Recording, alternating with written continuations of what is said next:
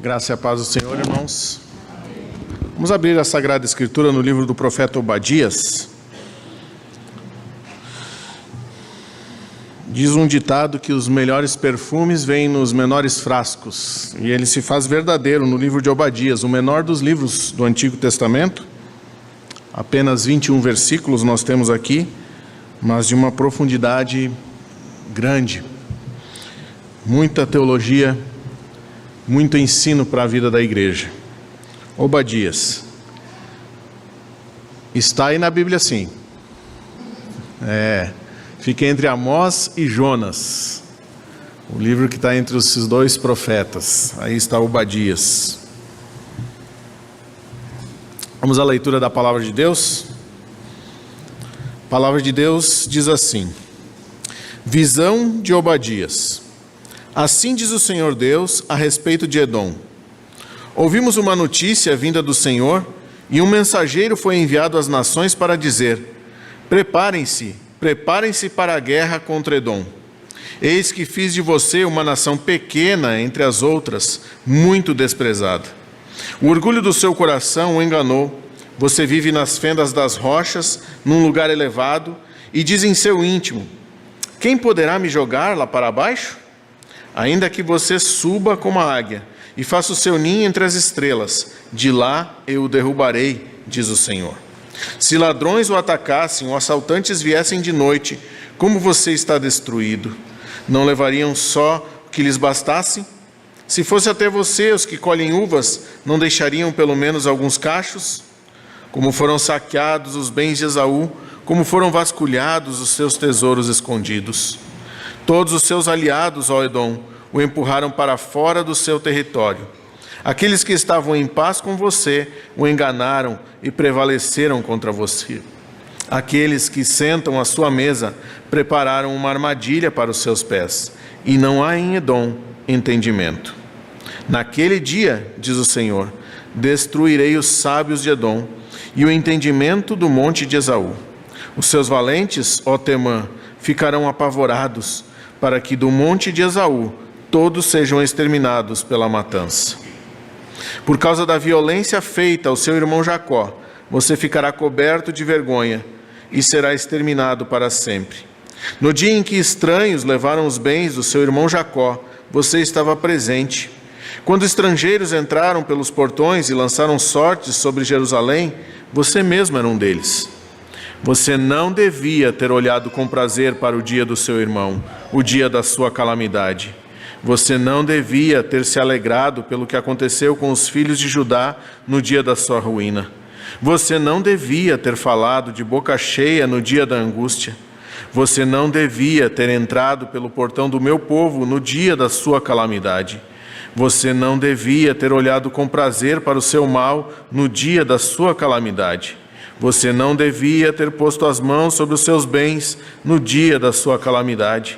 Você não devia ter parado nas encruzilhadas para exterminar os que escapassem. Você não devia ter entregado ao inimigo os que escaparam com vida no dia da angústia. Porque o dia do Senhor está prestes a vir sobre todas as nações. Você será tratado da mesma forma como tratou os outros. O mal que você fez cairá sobre a sua cabeça. Porque assim como vocês beberam no meu santo monte, assim todas as nações beberão sem parar, irão beber, engolir e serão como se nunca tivessem existido. Mas no monte Sião haverá livramento. O monte será santo, e os da casa de Jacó tomarão posse de sua herança. A casa de Jacó será fogo, e a casa de José será chama, mas a casa de Esaú será a palha. O fogo e a chama incendiarão a palha e a consumirão, e ninguém mais restará da casa de Esaú, porque o Senhor o falou. Os de Neguebe tomarão posse do monte de Esaú, e os de Cefelá ocuparão o território dos filisteus. Tomarão posse também dos campos de Efraim e dos campos de Samaria, e Benjamim tomará posse de Gileade. Os cativos do exército dos filhos de Israel tomarão posse do território dos cananeus até Sarepta, e os cativos de Jerusalém, que estão em Sefarade, tomarão posse das cidades do sul. Salvadores hão de subir ao monte Sião, para julgarem o monte de Esaú, e o reino será do Senhor. Até aqui a leitura da palavra de Deus. Vamos ter mais um momento de oração? Senhor Deus, nós louvamos o Teu nome pela Tua palavra, que foi lida agora publicamente, Senhor, e que está diante dos nossos olhos. Agradecemos, ó Pai, por este privilégio de nesta manhã podermos ser instruídos pela Tua palavra, Senhor. Por isso, Senhor, edifica a Tua igreja com a mensagem, ó Pai, do profeta Obadias, para que possamos compreender, ó Pai, a Tua soberania, para que possamos compreender a Tua justiça e esperarmos, ó Pai, em Ti. Essa é a nossa oração, ó Deus, em nome de Cristo Jesus. Amém. Meus irmãos, hoje nós nos encontramos diante de um tema que é profundamente relevante para os nossos dias. Aquilo que nós podemos chamar de um paradoxo, uma disparidade entre a justiça divina e a realidade das nossas vidas. Certamente você já se deu conta ou já se pegou pensando por que o crente sofre tanto, ou por que você mesmo sofre tanto, por que a vida às vezes é tão difícil para nós que queremos obedecer a Deus e fazer a sua vontade, e nós olhamos para o lado e vemos os ímpios fazendo tudo errado e prosperando. Parece que às vezes nós olhamos para a vida da igreja e a igreja dá um passo para frente e dois para trás. E nós olhamos para os ímpios que não obedecem a Deus, nem sequer consideram a sua existência e prosperam. É um paradigma que nós temos diante de nós. A realidade muitas vezes é essa que nós vemos mesmo. Mas, de outro lado, nós temos a justiça divina. E nós cremos na justiça divina. Então nós temos a fé e esta realidade. Era mais ou menos assim que o povo de Deus se encontrava no exílio, no cativeiro, na Babilônia. O profeta Obadias foi levantado por Deus para motivar o povo de Deus que estava no cativeiro. Se vocês lembrarem do Salmo de número 137, como não vou pregar nele, eu vou só apenas citá-lo aqui, nós não vamos lê-lo, mas lá demonstra um pouquinho de como era o sentimento do povo de Israel quando estava cativo na Babilônia. Lá eles dizem que penduraram as suas harpas nos salgueiros da Babilônia. Como eles poderiam cantar o canto do Senhor em terra estranha? Há um sentimento de tristeza. Lá eles também dizem e pedem a Deus, numa oração forte e pesada, que Edom seja completamente destruída. Por quê? Porque Edom, a nação de Edom, foi uma das nações que ajudou a Babilônia na conquista de Jerusalém, na conquista de Judá. Então esse sentimento do povo em ver, nós somos o povo de Deus, o povo escolhido do Senhor, e nós estamos aqui cativos em terra estranha. Onde está a justiça de Deus? Enquanto isso os babilônicos prosperam, enquanto isso Edom prospera. Então Deus levanta Obadias e envia esta mensagem profética a respeito da destruição, da condenação dessa nação, a nação de Edom. E esta profecia, ela não tem a intenção de que os edomitas ouçam esta mensagem e se convertam. Porque, em primeiro lugar, ela não é dirigida à nação de Edom. Ela fala sobre a destruição da nação de Edom, mas ela é dirigida ao povo de Deus. É uma profecia para a motivação deste povo, quando ainda estava cativo. Edom, como nós sabemos, é uma nação irmã de Israel. Ela descende de Esaú, o irmão de Jacó. Os edomitas são os descendentes de Esaú. E se nós lembrarmos no decorrer da história bíblica do Antigo Testamento, nós vamos ver o quanto os edomitas foram ruins com Israel em vários momentos da história. Nós vamos lembrar, por exemplo, que enquanto Israel peregrinava pelo deserto, nos 40 anos, antes de entrar na terra prometida, antes de atravessar o Jordão, precisava passar pelas terras de Edom. E Moisés enviou mensageiros pedindo à frente para que pedissem passagem, para que o povo pudesse simplesmente passar e não tocar em nada que fosse dos edomitas. Mas a resposta dos edomitas foi não. E Israel teve que contornar as terras de Edom. Nós vemos isso no decorrer de toda a história do povo de Deus. Os edomitas sendo essa pedra no caminho de Israel. E aqui nós temos então esta profecia. O tema da minha mensagem é confiando na soberania de Deus. Confiando na sabedoria de Deus. Em primeiro lugar, reconhecendo a sua justiça na condenação de Edom. Nós podemos confiar na soberania de Deus, reconhecendo a justiça dele na condenação de Edom. Isso nós vemos dos versículos 1 do versículo 1 até o versículo 9. O texto começa com um cabeçalho curto e pequeno, dizendo visão de Obadias. E visão aqui é usado no sentido de revelação mesmo. Deus revelou a Obadias aquilo que aconteceria à nação de Edom. Diferente de outros profetas que trazem datas e outras informações, quem era o rei à época, Obadias não tem nada disso. Seu cabeçalho é simples e ele vai direto à mensagem. Essa é a visão de Obadias. Também não sabemos muito sobre esse Obadias. O que nós temos sobre ele é isso que está escrito com o seu nome, como sendo o profeta que recebeu e entregou esta mensagem. E então no versículo 1 ainda nós temos: assim diz o Senhor Deus a respeito de Edom. E aí nós temos de forma poética a condenação de Edom sendo narrada nesta profecia. Ouvimos uma notícia vinda do Senhor, e um mensageiro foi enviado às nações para dizer: preparem-se para a guerra contra Edom. Há um paralelo desse texto em Jeremias capítulo 49, versículo 14. É praticamente o mesmo texto, é a mesma convocação poética à guerra contra Edom. De forma que, na verdade, os primeiros 4 versículos de Obadias têm esse reflexo, esse paralelo no livro de Jeremias, no capítulo de número 49. Ambos tratam esta destruição, essa condenação de Edom como certa e como uma convocação que o soberano Deus faz às nações para que Edom seja destruída.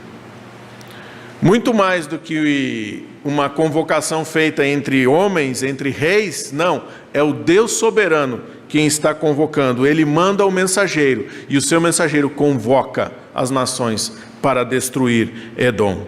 É isso que nós temos aqui. A imagem dessa convocação, como nós podemos ver aqui, é muito poética, mas é muito forte também. Deus está anunciando o seu juízo àquela nação.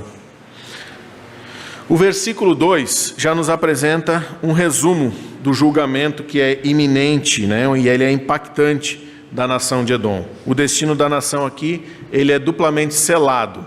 Por quê?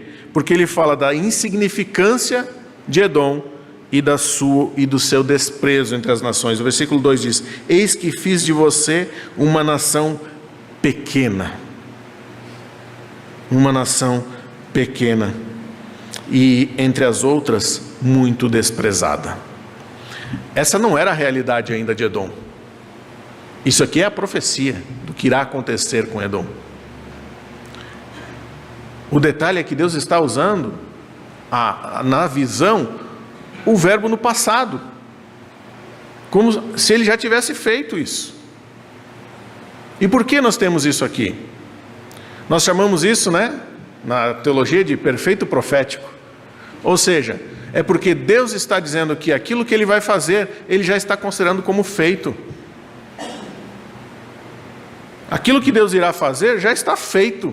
É por isso que Deus diz: eu fiz de você. Ainda não aconteceu. E imagine o povo ouvindo esta mensagem,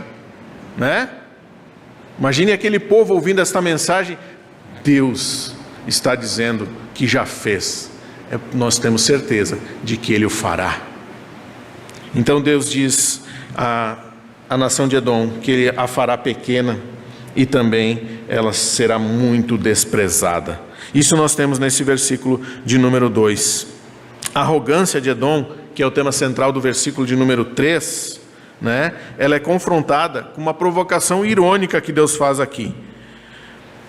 Observe: o orgulho do seu coração o enganou.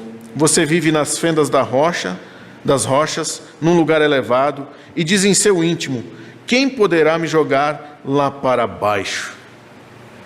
É bem provável que a cidade atual, chamada cidade de Petra, que fica lá no Oriente Médio, seja uma das grandes cidades de Edom, porque fica no território onde era a nação de Edom ficava naquela época.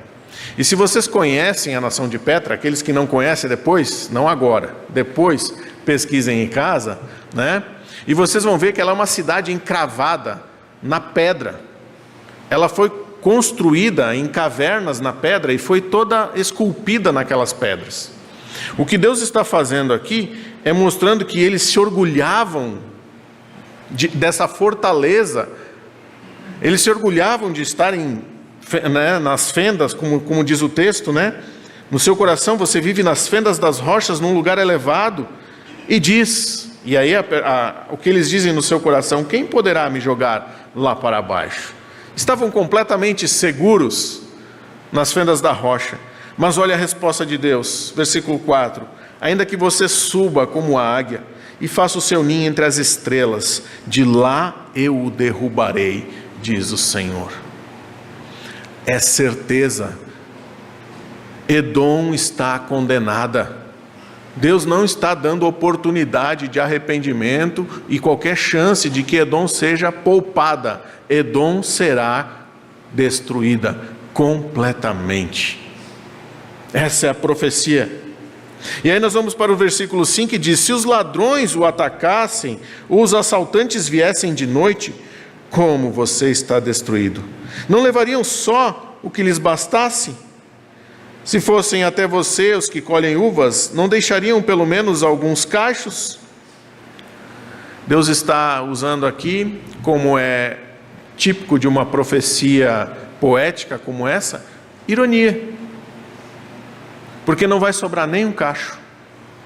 Porque os ladrões não vão deixar nada para trás. São perguntas retóricas que estão sendo feitas aqui. Não ficará nada para trás. Não será deixado nenhum cacho de uva. Veja o versículo 6. Como foram saqueados os bens de Esaú. Como foram vasculhados os seus tesouros escondidos. Tudo será levado. Toda Edom será destruída. E então nós temos no versículo 7, Deus dizendo: todos os seus aliados, ó Edom, o empurraram para fora do seu território. Aqueles que estavam em paz com você, o enganaram e prevaleceram contra você. Aqueles que sentam à sua mesa, preparam uma armadilha para os seus pés. E não há em Edom entendimento. É comum, em alguns lugares das Escrituras, nós encontrarmos Deus usando da sua justiça retributiva. E como é que o que a gente fala disso? É quando Deus pune o pecador ou a nação pecadora com o mesmo pecado que ela cometeu. Da mesma forma, nós temos, por exemplo, Nadab e Abiú, que levaram fogo estranho para o altar e foram consumidos com fogo. Nós temos aqui Edom, que se aliou com outras nações, que achava que porque estava nas fendas das rochas, era uma fortaleza impenetrável e ainda tinha todos os seus aliados para lhe proteger. E Deus está dizendo: pois esses aliados serão a tua destruição. Eles se voltarão contra você. E eles serão a causa da sua destruição. É isso que Deus está dizendo.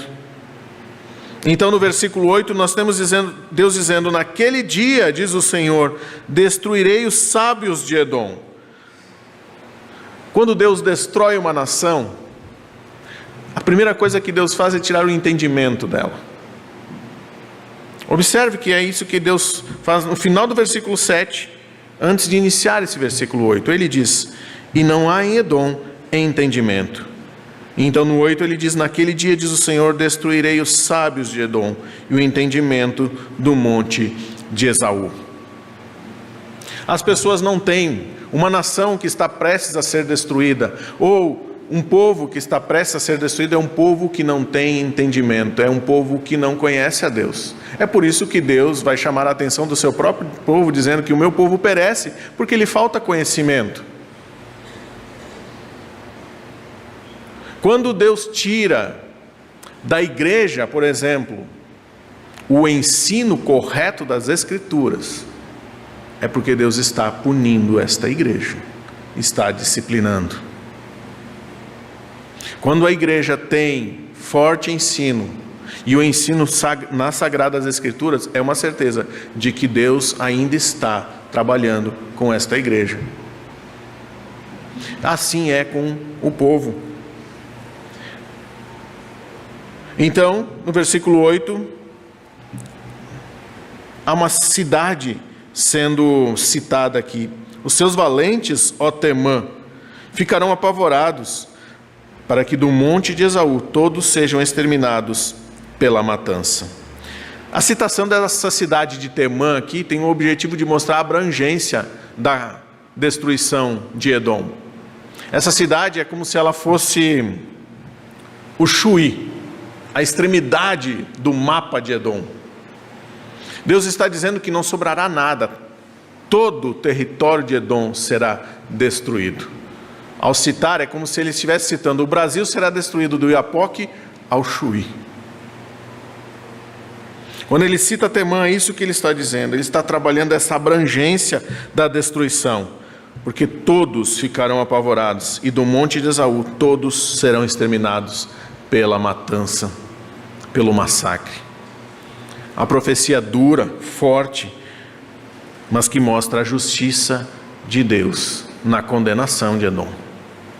Deus é o Deus soberano, sobre tudo e sobre todos. Ninguém fica impune diante de Deus. Se ao mesmo tempo que o povo é motivado por esta mensagem e por este anúncio da destruição e da condenação de Edom, eu acredito que também nós temos que ser exortados a respeito de atitudes que nós possamos estar tomando e que podem nos deixar debaixo da disciplina de Deus. E eu digo disciplina e não juízo, porque não há juízo para o povo de Deus que está em Cristo Jesus, mas há disciplina. Então nós somos chamados a atenção para olharmos em nossas próprias vidas, se há alguma coisa em nós que também não possa nos deixar debaixo da disciplina de Deus. Porque, meus irmãos, Deus não dorme. Deus não dorme.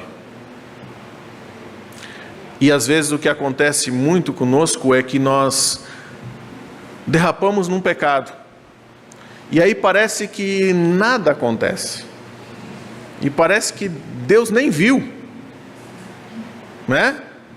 E aí você se sente seguro para repeti-lo. E assim sucessivamente. Mas nós precisamos, ao olhar para essa profecia, compreender na condenação de Edom que Deus não dorme. Deus não dorme. A sua justiça inabalável e implacável será feita. Será feita. Nós precisamos estar atentos a isso também. E ao mesmo tempo, sermos motivados por esta soberania de Deus que é manifestada na sua justiça. Porque quando olhamos para essas injustiças que vemos no mundo, nós podemos ter a certeza de que Deus não está dormindo. A sua justiça será feita.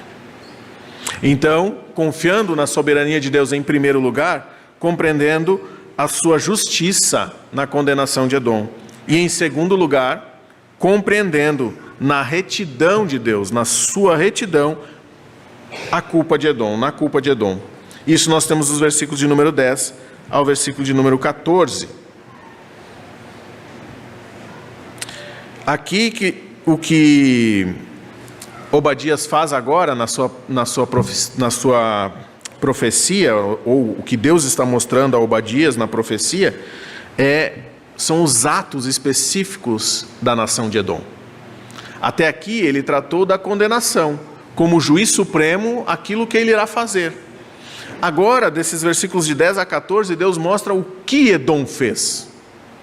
Agora Deus está pegando o livro da vida da nação de Edom, abrindo e lançando às claras diante deles aquilo que eles fizeram. Então nós temos no versículo 10: por causa da violência feita ao seu irmão Jacó, você ficará coberto de vergonha e será exterminado para sempre. Deus aumenta o pecado de Edom, mostrando que Edom estava fazendo isso ao seu irmão. Eram nações irmãs. Esaú e Jacó, Edom e Israel. Então Deus chama aqui e diz: por causa da violência feita ao seu irmão Jacó, você ficará coberto de vergonha e será exterminado para sempre. No dia em que estranhos levaram os bens do seu irmão Jacó, você estava presente, quando estrangeiros entraram pelos portões e lançaram sortes sobre Jerusalém, você mesmo era um deles. No dia em que Nabucodonosor entrou pelas portas de Jerusalém para destruir o templo e tomar todas as coisas, todas as riquezas do templo e da própria cidade de Jerusalém, e matar o povo de Deus que ali estava e levar outros cativos, naquele dia, Deus está dizendo: você estava ali. Deus não está dizendo que eles participaram, percebe? Mas Deus está dizendo que eles estavam. A ideia é de como se eles estivessem assistindo. Nós vamos entender isso um pouquinho adiante, porque Deus vai usar uma figura de linguagem mais adiante que vai demonstrar mais ou menos como era o sentimento deles. E depois eles participaram dos despojos. Aquilo que sobrou da invasão, eles estavam lá com os outros, tomando conta, tomando posse agora dos pertences do seu irmão Jacó, de Israel. E Deus está dizendo: é isso que vocês fizeram. No dia em que os estranhos, os babilônicos entraram, vocês fizeram isso. E aí então no versículo 12 até o versículo 14, Deus usa uma série de proibições, de coisas que eles não deveriam ter feito, mostrando aquilo que eles fizeram. E são pesadas, porque Deus diz assim no versículo 12: você não deveria ter olhado com prazer para o dia do seu irmão, o dia da sua calamidade. Mais uma vez, nós não vemos eles participando, mas é como se eles estivessem ali e ainda olhando com prazer, felizes com a desgraça do seu irmão, felizes com a desgraça de Israel, alegres, sentindo prazer com isso. Deus continua e diz: você não devia ter se alegrado pelo que aconteceu com os filhos de Judá no dia da sua ruína. Você não devia ter falado de boca cheia no dia da angústia. Eles se regalaram com a destruição de Israel. E estavam ali, como se dissesse de boca cheia: bem feito, bem feito, bem feito. Então no versículo 13 Deus continua e diz: você não devia ter entrado pelo portão do meu povo no dia da sua calamidade. Você não devia ter olhado com prazer para o seu mal no dia da sua calamidade. Você não devia ter posto a mão sobre os seus bens no dia da sua calamidade. E versículo 14: você não devia ter parado nas encruzilhadas para exterminar os que escapassem. Você não deveria ter entregado ao inimigo os que escaparam com vida no dia da angústia. Se eles não participaram ativamente da invasão e ficaram só se regalando com a invasão, mas do lado de fora, aqueles que conseguiam escapar de Jerusalém, os edomitas, os exterminavam na estrada. E aqueles que ainda ficavam com vida eram entregues aos babilônicos pelos edomitas. Quando nós vemos esta ação dos edomitas, nós podemos olhar para aquela oração final do Salmo de número 137, quando o salmista pede que os filhos de Edom sejam lançados contra as pedras, e que nós achamos muito forte quando lemos esse salmo apenas. Quando nós olhamos para aquilo que eles fizeram, nós podemos entender um pouquinho aquela oração dos nossos irmãos. Aquela oração feita no Salmo 137. Deus é um Deus reto. É um Deus que é justo. Ele não tem participação no pecado. Ele é completamente santo, separado do pecado. E o que Deus está acusando aqui é justamente isso, mostrando a sua retidão diante da pecaminosidade de Edom, diante da culpa de Edom. Qual é a culpa de Edom? É tudo isso aqui. Se eles não se lembrassem, Deus os fez lembrar de tudo o que fizeram. Não de toda a história, apenas de um dos momentos da história. E já era o suficiente para que essa nação fosse destruída, fosse riscada da face da terra. Ao considerarmos a culpa de Edom, que é revelada aqui por Obadia, nós somos confrontados com uma poderosa lição sobre a justiça inabalável de Deus. As ações deles, quando nós olhamos elas, da forma como elas foram cometidas, como eles as fizeram, nos mostra que Edom era cheio de cobiça, que Edom era orgulhoso, não tinha compaixão, não tinha amor, não tinha nada disso. E as consequências foram severas para com eles.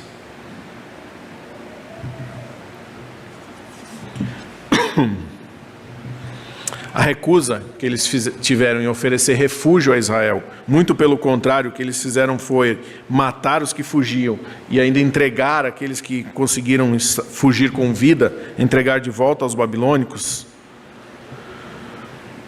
mostra toda a insensibilidade daquele povo, mostra a hostilidade daquele povo. E a narrativa revela aqui a profundidade da culpa de Edom, e ao mesmo tempo destaca a justiça inabalável de Deus e a sua retidão, que não dorme diante de tais transgressões. Esta compreensão profunda da culpa de Edom nos desafia a confiar na justiça de Deus e na sua retidão, reconhecendo que Deus é o guardião incansável da retidão, pronto para intervir em face da injustiça. É isso que nós vemos aqui. Ao mesmo tempo, nós somos desafiados a olharmos para o nosso coração e vermos se esse tipo de sentimento também não é demonstrado na nossa vida. Será que quando o irmão conquista algo que lhe deixa muito feliz, eu me alegro também com a conquista dele? Ou o meu sentimento é um sentimento de ciúmes? Por que ele, não eu? Ou quando aquele irmão está sofrendo por conta de um erro, alguma coisa que ele até já havia demonstrado e que você já havia visto ou até falado com ele, e no momento que ele realmente sofre as consequências, Deus vem e o disciplina na sua vida, e aí então você olha para ele e você olha com compaixão, ou você olha com os olhos dos edomitas, sentindo prazer e dizendo, eu bem que avisei? Nós somos chamados a pensarmos nisso também. Porque se é verdade que se estamos em Cristo Jesus não estamos debaixo do juízo, também é verdade que a disciplina de Deus também não é agradável. Sofrer nas mãos do Deus justo, mesmo que uma disciplina, é algo dolorido. E nós temos que estar atentos a isso também. Então, confiando na soberania de Deus, em primeiro lugar, reconhecendo a justiça de Deus na condenação de Edom. Em segundo lugar, compreendendo a retidão de Deus na culpa de Edom. E em terceiro lugar, confiando na soberania de Deus, esperando a restauração no dia do Senhor. E isso nós temos os versículos 15 a 21. É interessante que em outras profecias, mesmo profecias entregues pelo Senhor à sua própria nação, profecias como a Isaías, a Jeremias tem algumas profecias contra as outras nações, mas as profecias entregues ao povo de Deus, elas sempre carregam isso: a condenação, a culpa e a restauração. Aqui nós temos essa mesma dinâmica. Porém, a restauração não é para Edom. A restauração é a mensagem confortante e consoladora para o povo de Deus, que sofreu nas mãos de Edom. É o que nós temos aqui dos versículos 15 a 21. Porque o dia do Senhor está prestes a vir sobre todas as nações. Você será tratado da mesma forma como tratou os outros. O mal que fez cairá sobre a sua cabeça. Aqui nós temos então Deus declarando exatamente isso, a sua justiça retributiva. Aquilo que eles fizeram, Deus irá lançar sobre eles. Eles serão destruídos, serão riscados do mapa. Edom não existe mais. E quem riscou Edom do mapa? Deus, assim como ele havia prometido aqui na profecia a Obadias. Versículo 16: porque assim como vocês beberam no meu santo monte, assim todas as nações beberão sem parar, irão beber, engolir e serão como se nunca tivessem existido. É interessante que a condenação de Edom, o anúncio da destruição de Edom aqui amplia, mostrando a soberania de Deus para todas as nações. Todas as nações são citadas agora. Mas Edom é o exemplo. Nesta pequena alegoria que Deus faz aqui, mostrando que como vocês beberam no meu santo monte, não é que literalmente eles beberam em Jerusalém, em Sião, mas no sentido de que eles estavam regalados, cheios de prazer pela destruição de Sião, pela destruição do povo de Deus, a destruição de Israel. Eles beberiam agora a ira de Deus.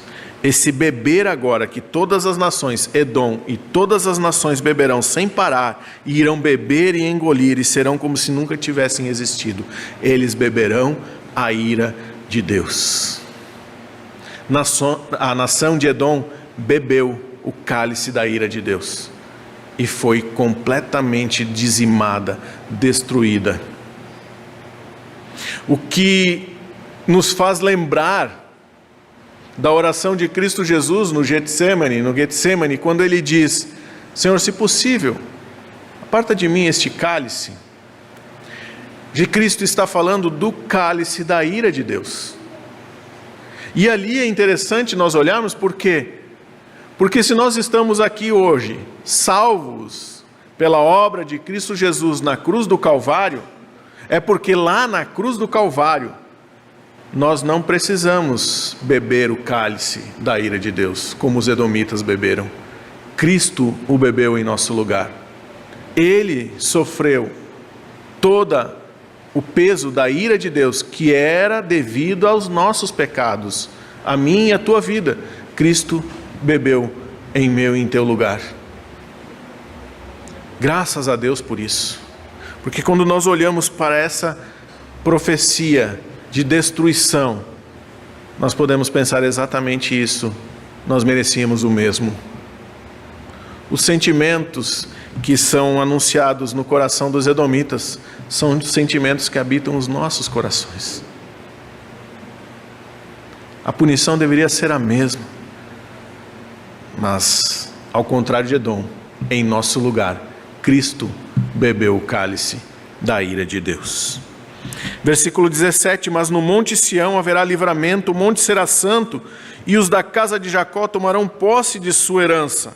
A casa de Jacó será fogo e a casa de José será chama, mas a casa de Esaú será a palha. O fogo e a chama incendiarão a palha e a consumirão, e ninguém mais restará da casa de Esaú, porque o Senhor o falou.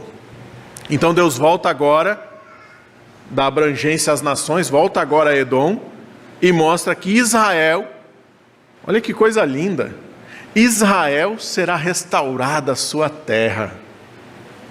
Eles estão cativos na Babilônia. Não sei em que ano a profecia de Obadias é entregue. Não sei se no início do cativeiro, no meio do cativeiro ou próximo do fim. Mas eles ouvem agora da boca de Deus, através do profeta, de que Deus irá restaurá-los, de que Deus irá levá-los de volta para casa, e que no dia em que isso acontecer, Edom será destruída. Edom será destruída. A promessa de Deus é essa que nós temos aqui. E então, do versículo 19 até o versículo de número 20, Deus mostra essa tomada da terra, então, que agora os de Neguebe tomarão posse do monte de Esaú, não só da terra de Israel, mas ainda um território anexo agora, o território de Edom será anexado. É claro que nós temos aqui, nesta profecia sobre esse dia do Senhor, um cumprimento que seria logo à frente ali, né? Depois de 70 anos no cativeiro, se cumpriu parte desta profecia. Mas a verdade também é que quando nós olhamos para ela, nós não vemos ela completamente cumprida, como está narrada aqui. Ou todas as nações ímpias já foram dizimadas da face da terra? Todos os ímpios já foram dizimados da face da terra? Não. Então o que nós temos aqui é uma clara profecia que remete também ao grande e glorioso dia da segunda volta do nosso Senhor e Salvador Jesus Cristo, da segunda vinda dele, ou da sua volta. Por quê?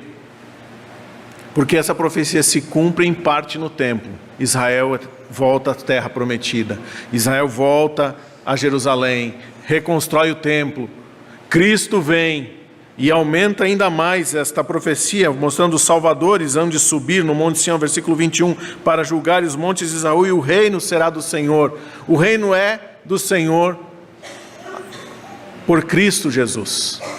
Cristo veio a esse mundo e Ele é o Rei, o verdadeiro Rei.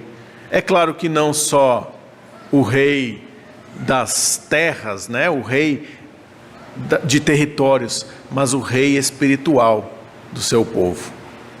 Então nós podemos olhar para essa profecia e compreendermos essa grande verdade que nós temos aqui.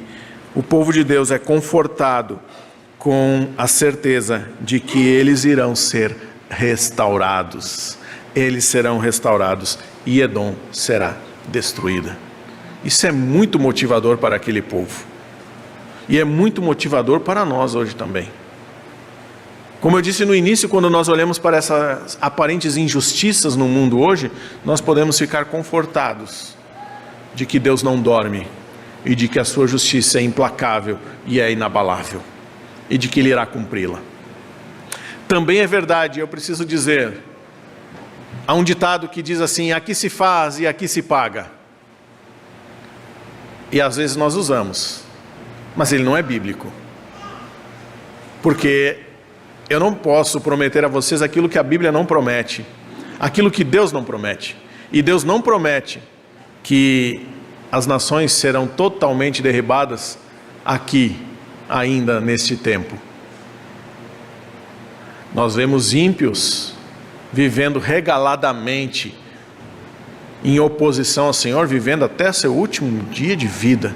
Morrem bem, morrem, entre aspas, felizes, mas morrem sem Deus. Por que nós cremos então na soberania de Deus? Porque nós sabemos que um dia Deus irá fazer justiça. Pode ser que não seja aqui, mas com certeza na eternidade Deus fará justiça em tudo isso. Concluindo então, meus irmãos, A mensagem de Obadias, ela não se detém apenas na condenação, ela se estende para além e ela revela essa esperança, então, que brilha num horizonte.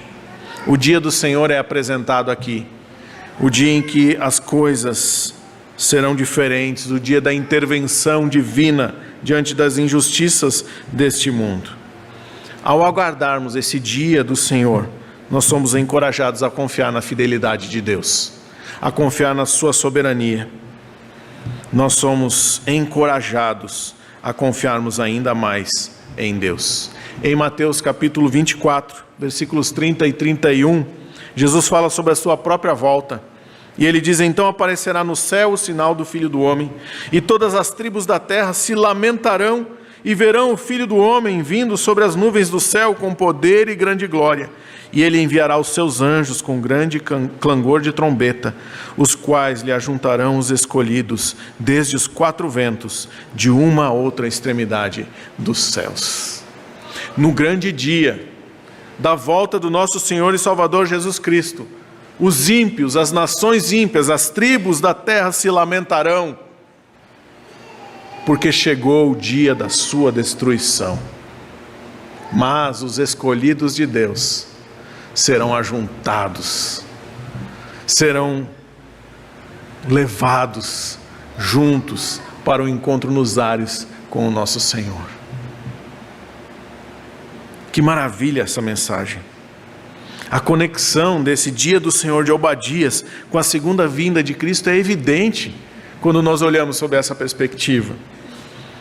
Paulo, falando aos Tessalonicenses na sua segunda carta, capítulo 1, versículo 7 a 10, ele fala da vinda de Cristo, e ele diz que Jesus vai trazer julgamento aos que não conhecem a Deus, mas também glorificação para os crentes. Ele diz: e a vós outros que sois atribulados, alívio, juntamente conosco, quando do céu se manifestar o Senhor Jesus com os anjos do seu poder, como labareda de fogo, tomando vingança dos que não conhecem a Deus e dos que não obedecem ao evangelho de nosso Senhor Jesus. Essa passagem de Paulo também ressoa o julgamento sobre as nações e a restauração, a glorificação do povo de Deus, dos escolhidos. Em 2 Pedro, capítulo 3, versículo 13, Pedro fala sobre a promessa de Deus de um novo céu e uma nova terra, após a destruição dos céus e da terra pelo fogo. E ele diz: nós, porém, segundo a sua promessa, esperamos novos céus e nova terra, nos quais habita a justiça. É isto que nós aguardamos. Essa promessa, essas promessas do Novo Testamento a respeito da volta de Cristo encontram este eco aqui em Obadias. O mesmo espírito motivador da profecia de Obadias está nessa esperança que nós temos na segunda vinda de Cristo Jesus, na sua volta, quando Ele virá para julgar. A verdade é que quando Cristo virá, Ele virá como o juiz, não mais como o cordeiro, porque neste dia não haverá mais chance. Neste dia, Ele virá para julgar a terra. Ele veio já para salvar os seus, mas nesse dia, Ele virá para julgar. O grande juiz virá e fará justiça. Os ímpios serão dizimados, e aqueles que creem nele, que creem em Cristo Jesus, serão glorificados, para viverem no novo céu e na nova terra, por toda a eternidade, com nosso Senhor e Salvador Jesus Cristo. Que Deus nos abençoe, irmãos, e que nós sejamos motivados e também exortados pela mensagem do profeta Obadias. Amém.